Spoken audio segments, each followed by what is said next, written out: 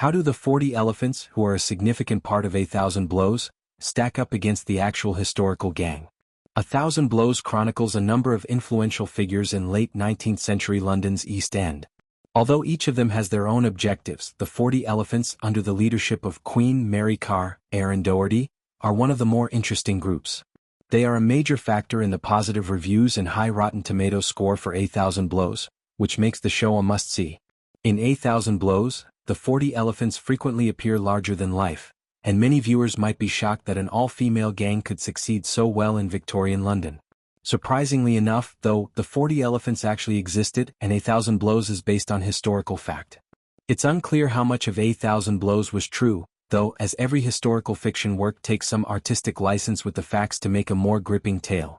The show got a lot of things about the 40 elephants right, which is shocking. The 40 elephants are portrayed in A Thousand Blows as a motley crew of female criminals and thieves. They plan and carry out a robbery on Queen Victoria, they break into and rob upscale establishments, and they set up distractions to pickpocket affluent pedestrians. On the surface, the 40 elephants are a fairly typical, if slightly eccentric, gang, but they have many distinctive features. For example, they are headed by a queen, named Mary Carr, but even though they are set up like a monarchy, they vote on how to spend their money and equally distribute all of their illicit gains.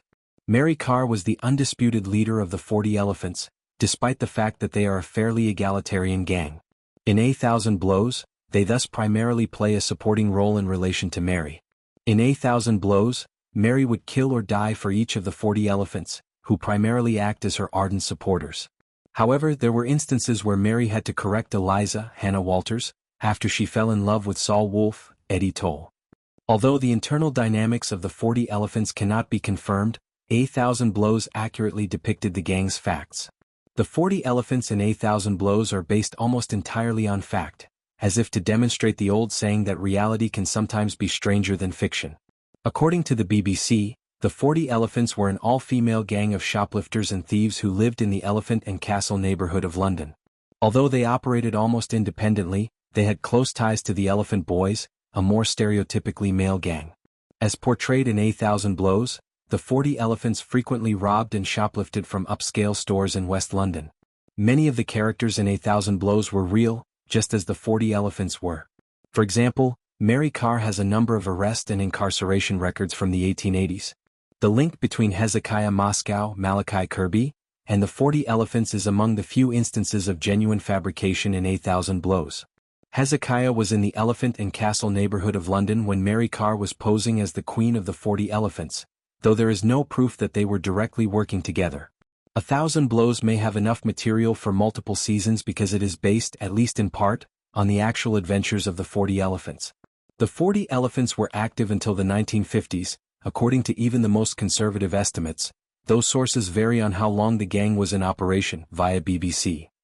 For A Thousand Blows to take inspiration from and adapt, that's more than 80 years of amazing drama, heists, and criminal activities involving the 40 elephants.